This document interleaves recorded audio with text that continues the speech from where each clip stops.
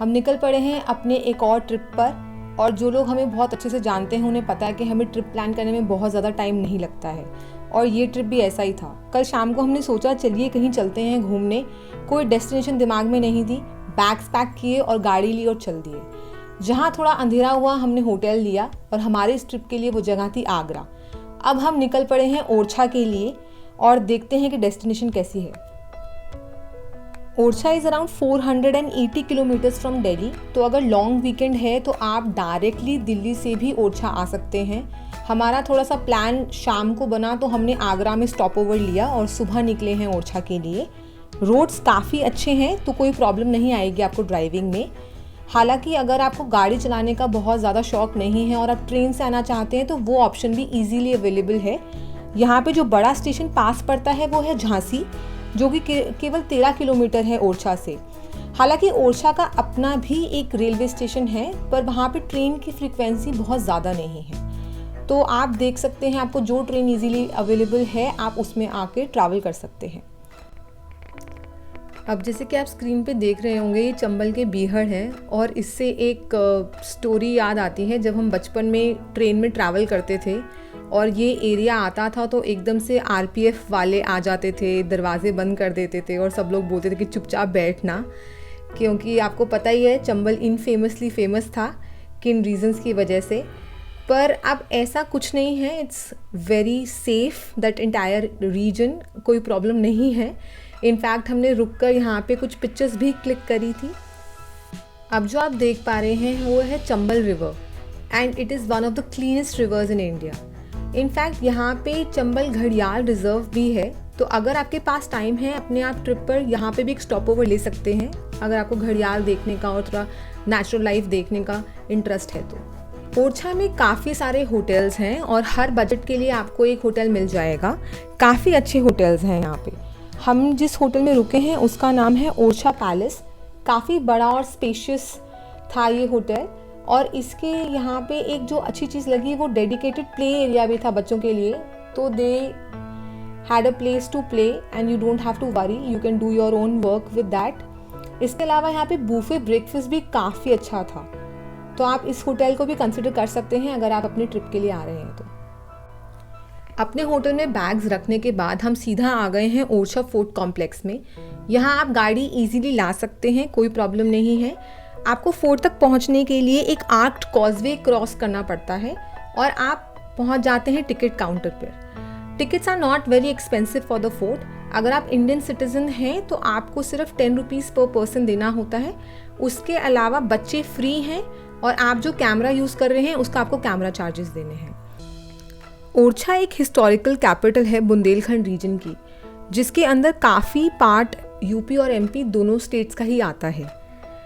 ये बेतवा रिवर के किनारे बसी हुई है और काफ़ी खूबसूरत है। इस फोर्ट कॉम्प्लेक्स की अगर मैं स्पेसिफिकली बात करूं तो ये एक आइलैंड पे लोकेटेड है which is formed by Confluence of Betwa and जामनी रिवर। आप जो सामने देख पा रहे हैं वो फोर्ट का ही हिस्सा है। इस फोर्ट में 6 पैलेसेस और 22 टेम्पल्स हैं। सामने जो हमें दिख रहा है वो है दीवाने आम, जहाँ पर किंग अपनी पब्लिक से बात करता था, उनकी प्रॉब्लम्स सुनता था, और कोई और अगर इशू होता था या कोई भी सेलिब्रेशंस की बात होती थी, so basically it is a court for public. इस फोर्ट की कंस्ट्रक्शन बुंदेला राजपूत्स ने करवाई है। इसकी स्टार्टिंग करी थी राजा रुद्र प्रताप सिंह ने, और बाद में जो उनके सक्सेसर्स थे उन्होंने उसको फॉलो किया। The construction took place between 1501 and 1531 AD। अब हम एंटर कर गए हैं राजा महल। जैसे ही आप एंटर करते हैं तो ये आप एक खुले से कोर्टयार्ड में पहुंच जाते हैं। जो हमने बाहर आपको दीवाने आम के बारे में बताया था वो इसी पैलेस का बाहर का एरिया था। अब हम उसके अंदर आ गए हैं। सामने जो आप देख पा रहे हैं एक अंडरग्राउंड रास्ता दिख रहा है, that is actually the jail, जहाँ पे अराउंड 100 रूम्स हैं। और जो आप सामने अब डिवीजन देख पा रहे हैं उसकी दूसरी तरफ लेडीज़ का कोर्टयार्ड वगैरह है, रॉयल फैमिली की जो बिलोंग करती थी। यहाँ पे एक इंटरेस्टिंग फैक्ट जो पता चला है वो ये है कि सारे मॉन्यूमेंट्स जो हैं ओरछा के वो अंडरग्राउंड कनेक्टेड हैं। जो सामने हम देख पा रहे हैं वो दीवाने खास है, हॉल ऑफ प्राइवेट ऑडियंस, जहाँ पे किंग अपने मिनिस्टर्स से एडमिनिस्ट्रेटिव और स्ट्रैटेजिक इम्पोर्टेंस की बातें किया करते थे। अगर आप देखेंगे तो पूरा का पूरा फोर्ट काफ़ी सुंदर बनाया हुआ है, और ऑल्दो वॉल्स पे बहुत ज़्यादा, बाहरी दीवारों पे ज़्यादा चीज़ें नहीं हैं, लेकिन अंदर काफ़ी सुंदर पेंटिंग्स वगैरह बनाई गई हैं जो अभी भी अपने नेचुरल फॉर्म में आपको दिख जाती हैं। किसी कोई तरीके का टचअप वगैरह अभी भी उन पे नहीं किया गया है। जो अब आप सामने देख पा रहे हैं वो है नेचुरल कूलिंग सिस्टम। यहाँ पे पानी भरकर हुक्स में कपड़ा टंगा दिया जाता था, और जैसे ही हवा आती थी तो आपको ठंडी हवा आती थी। It is very interesting to see कि पुराने टाइम पे भी लोग किस तरीके से अपने आप को हर वेदर के लिए रेडी रखते थे। पैलेस के इंटीरियर्स में काफ़ी अच्छी और सुंदर पेंटिंग्स हैं। अगर आपके पास टाइम है तो ज़रूर इनको अच्छे से देखिएगा, क्योंकि अभी ये थोड़ी इंटैक्ट है अपने नेचुरल फॉर्म में, और आप देख पाएंगे कि पुराने टाइम पे भी कितनी ब्यूटीफुली हर चीज़ को नकाशा गया है। अब हम पहुंच गए हैं on the other side of the palace, that is the ladies courtyard. और जो छोटे छोटे रूम्स और विंडोज़ आप ऊपर देख पा रहे हैं, वहाँ पे सोल्जर्स होते थे। And as we know, because this area belongs to royal ladies of the family, the soldiers belong to the Kinnar community and no male person was allowed in this area.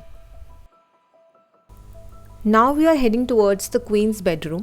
जैसा कि आप देख सकते हैं, बाहर वॉल्स पे बहुत ज़्यादा कुछ काम नहीं है, लेकिन जैसे ही आप अंदर एंटर करते हैं आप देख पाएंगे कि बहुत ही सुंदर पेंटिंग की गई है सब जगह पर। सामने आप राम दरबार देख सकते हैं, और अलग अलग तरीके की पेंटिंग्स आप देख पाएंगे। किसी भी तरफ आप अपने आप फेस करेंगे, हर जगह पे बहुत ही प्यारी प्यारी पेंटिंग्स करी गई हैं। सामने जो आपको दिख रही हैं वो पेंटिंग है जिसमें लॉर्ड विष्णु के 10 अवतार दिखाए गए हैं, उनको डिपिक्ट किया गया है। थोड़ी डिस्ट्रॉट हो गई हैं टाइम के साथ, लेकिन फिर भी आप देख सकते हैं कि कितनी खूबसूरती से सारी पेंटिंग्स को बनाया गया है। So I would definitely recommend that you should take out some time to appreciate how beautifully things has been done, और अभी भी वो काफ़ी अच्छे जो है आपको दिख जाते हैं, अच्छी तरीके से आप समझ पाते हैं कि उन्होंने क्या ड्रॉ किया है। सामने अब जो हम प्लेटफॉर्म देख पा रहे हैं, that is the dancing platform. और जैसे हम जानते हैं पुराने टाइम पे यही सोर्स ऑफ एंटरटेनमेंट होता था, तो कोई फेस्टिवल है या जनरली भी dance music were integral part of the royal families. यहाँ पे डांसिंग प्लेटफॉर्म का नाम सुन के हमारी बेटी का तो डांस करने का ही मन कर गया। So history may not be that boring जैसे हमें कई बार लगता था स्कूल वगैरह के टाइम पे। अगर उसको स्टोरी फॉर्मेट में देखें और अच्छे से उसको एंजॉय करें तो वो भी काफ़ी इंटरेस्टिंग बन जाती है। चलिए आपको ले चलते हैं एक और रॉयल रूम के अंदर। आप देख सकते हैं बाहर की दीवारों पे बहुत ज़्यादा काम नहीं है, काफ़ी प्लेन लगती हैं, लेकिन जैसे ही आप अंदर घुसते हैं किसी भी रूम के अंदर, किसी भी हॉल के अंदर, तो सारी तरफ आपको पेंटिंग्स दिखाई देती हैं। और यहाँ पे हमारे गाइड ने बताया कि काफ़ी इंटरेस्टिंगली कैसे हम लाइट वगैरह का, यहाँ पे झरोकों का किस तरीके से इस्तेमाल किया गया था ताकि आपको ईज़िली लाइट हर टाइम पे मिले और आपको कोई प्रॉब्लम ना आए। हालांकि सारी ही पेंटिंग्स यहाँ पे काफ़ी खूबसूरत है, लेकिन एक पेंटिंग जिसने काफ़ी मेरी अटेंशन ग्रैब करी थी वो ये है, एक एलिफेंट की पेंटिंग जिसके अंदर काफ़ी सारी लेडीज़ बनाई गई हैं। ये पेंटिंग डिपिक्ट करता है लेडीज़ की पावर और उनकी स्ट्रेंथ को। So it was a very interesting painting for me. उसके अलावा यहाँ पे एनिमल्स की काफ़ी सारी अलग अलग और भी पेंटिंग्स हैं इस रूम के अंदर। फोर्ट को अच्छी तरह देखने के लिए आपको काफ़ी बार स्टेयर्स चढ़नी पड़ेंगी, और स्टेयर्स जो हैं वो काफ़ी ऊंची हैं और साइड में कुछ पकड़ने का नहीं है। तो अगर आपके साथ कोई बच्चा या एल्डरली आपके साथ जा रहे हैं तो या तो आप उनको हाथ पकड़ के लेके जाएं, या फिर वो नीचे आपका वेट कर सकते हैं, क्योंकि काफ़ी नैरो है जो स्टेयरकेस का रास्ता है, और लाइटिंग भी बहुत ज़्यादा प्रॉपर नहीं है। तो आप अपने फ़ोन के टॉर्च का भी इस्तेमाल कर सकते हैं अगर आपको लगता है कि अंधेरा ज़्यादा है आपके लिए। तो सीढ़ियाँ ऐसी बनाने का एक बहुत ही स्ट्रैटेजिक इम्पॉर्टेंस है कि अगर कोई एनिमी सोल्जर्स आ जाते हैं तो उनको एक तो छोटे रास्ते में चढ़ने में मुश्किल होती है, और एक स्टेयर्स ऊंची ऊंची होती हैं तो वो बहुत तेज़ी से उसको क्लाइंब नहीं कर पाते हैं। उसके अलावा हमारे गाइड ने हमें ये भी बताया कि ये वाला पैसेज वे ऊपर से इसलिए ओपन है कि अगर कोई एनिमी आर्मी ऊपर चढ़ रही है तो हमारे ऊपर खड़े हुए जो सोल्जर्स हैं, जो राजपूताना सोल्जर्स थे, वो उनको बिहेड कर सके ऊपर से when they are coming up तो ये एक छोटा सा पैसेज उनके लिए खोल के भी रखा था कि वो अंदर ही अंदर पैलेस के अंदर, ऐसा ना हो कि वो पूरा इन्वेड कर दें और उनको मारने का उनको टाइम ना मिले।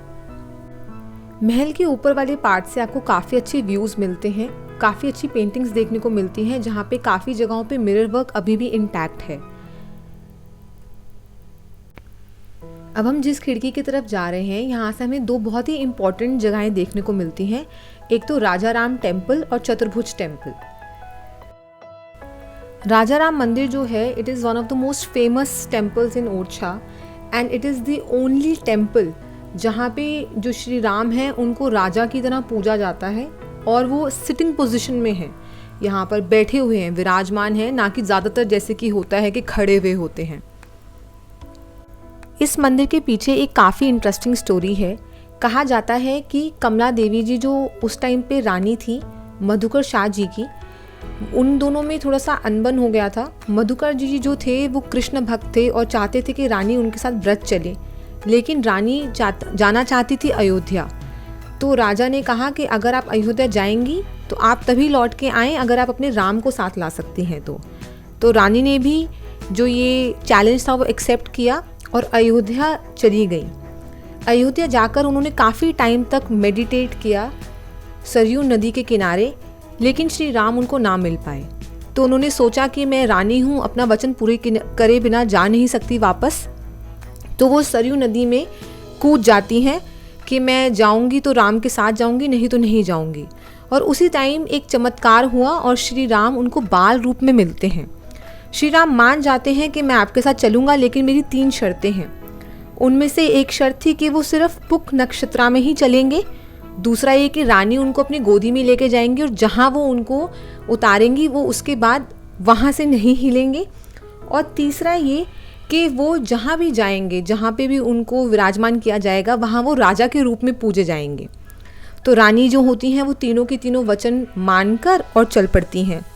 उनको 8 महीने और 27 दिन लगते हैं ओरछा पहुँचने में।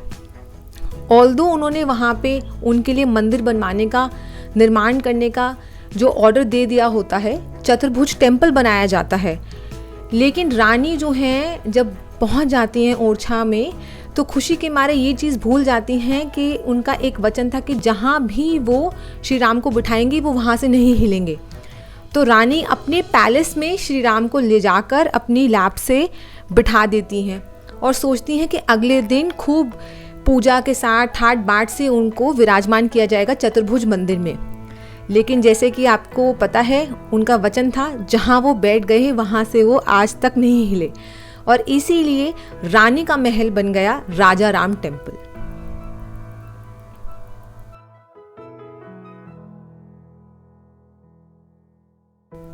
फोर्ट के सबसे ऊपर वाले हिस्से से आपको बेतवा रिवर भी दिखाई देती है, दूर एक कॉर्नर में अगर आप देख पा रहे हैं तो। और पीछे का पूरा आप एरिया, उसका नेचुरल वेजिटेशन भी देख सकते हैं, कैसे जंगल के तरीके से दिखाई देता है। जो फोर्ट कॉम्प्लेक्स का सबसे ऊपर वाला पार्ट है थोड़ा सा नैरो है, तो बहुत ध्यान से चलना पड़ता है आपको। Although the views are worth all the efforts of climbing up and enjoying it, but just be a little careful when you are walking around here.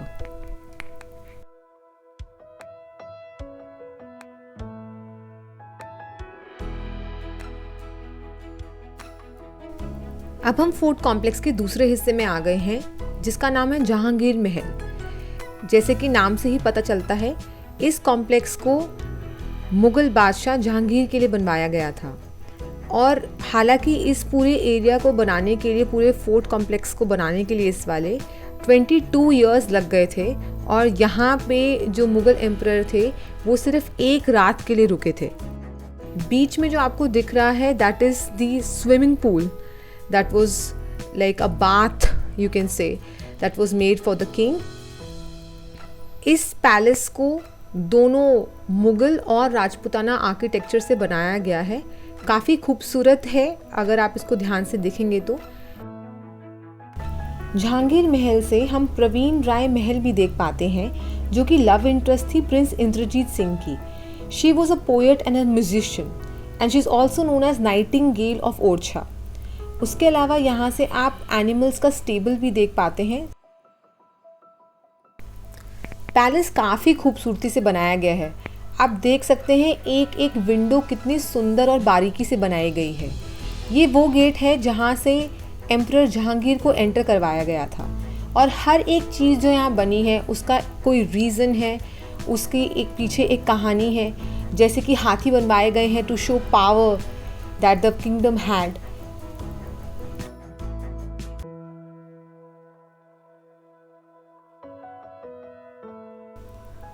सीढ़ियाँ चढ़ना मैं कहूँगी is worth all the efforts, क्योंकि आपको जो यहाँ से views मिलते हैं, जो बर्ड आई व्यू पूरा ओरछा सिटी का मिलता है, वो नीचे से आपको नहीं मिल सकता। आपको यहाँ पे पीछे बने हुए फॉरेस्ट दिखाई देते हैं, बाकी जो फोर्ट कॉम्प्लेक्स के और भी जो टेम्पल्स वगैरह हैं जहाँ पे दूर दूर जो फैले हुए हैं वो दिखाई देते हैं, और एक जो बर्ड्स आई व्यू मिलता है बाकी सारे इम्पॉर्टेंट स्ट्रक्चर्स का, वो काफ़ी खूबसूरत है। तो अगर आपको बहुत ज़्यादा प्रॉब्लम नहीं है सीढ़ियाँ चढ़ने के लिए, तो आप ज़रूर ऊपर वाले जो एरियाज़ हैं उनको जाइएगा, एक्सप्लोर कीजिएगा, क्योंकि जो वहाँ से व्यूज़ मिलते हैं I think they are just very beautiful. In fact इस फोर्ट को देखने के लिए पूरा दिन ज़रूर अपने हाथ में रखिएगा, इतने खूबसूरत व्यूज़ हैं, आपका मन करेगा हम थोड़ी देर बैठ के वहीं इंजॉय करें। महल को हम कई बार घूमते हैं, राजा रानी के बेडरूम्स देखते हैं, उनके बड़े बड़े कोर्टयार्ड्स देखते हैं, काफ़ी बार जैसे हमने यहाँ देखा स्विमिंग पूल भी देखते हैं। तो कई बार मन में सवाल उठता है कि वॉशरूम्स भी होने चाहिए, और हमारे गाइड ने हमें वो भी दिखाया। आप देख सकते हैं this is the washroom that was used by then emperor Jahangir. शाम हो चली है और फोर्ट को देखते देखते ऐसा पता ही नहीं चला कि टाइम कहाँ निकल गया, लेकिन अंधेरा होने से पहले हमने सोचा कि क्यों ना हम जो छतरियाँ हैं यहाँ की काफ़ी फेमस, उन्हें भी देख लिया जाए। तो हम नदी के दूसरे पार ड्राइव करके गए और हम कुछ पिक्चर्स क्लिक कर पाए इसकी। उसके बाद हम लोग राजा राम मंदिर गए। हालांकि हमने मंदिर के अंदर कोई वीडियो नहीं बनाई, क्योंकि हम पिलग्रिम साइट्स पे थोड़ा अवॉइड करते हैं। काफ़ी अच्छा मंदिर था, ईटरीज काफ़ी हैं यहाँ पर, आप आराम से खाना खा सकते हैं। रात को हम रिकमेंड करेंगे लाइट एंड म्यूज़िक शो ज़रूर देखें, बहुत ही खूबसूरती से प्रेजेंट किया गया था, और पूरा का पूरा शो आपको पूरी हिस्ट्री के बारे में बताता है। It's a beautiful, you should definitely not miss it. और मैं कहूँगी वाकई ओरछा हमारे लिए अपने नाम से बिल्कुल मैच करता हुआ मिला। It is indeed a hidden gem and it is a must visit. अगर आपको हमारी ट्रैवल स्टोरीज पसंद आती हैं तो do like, share and subscribe to our channel.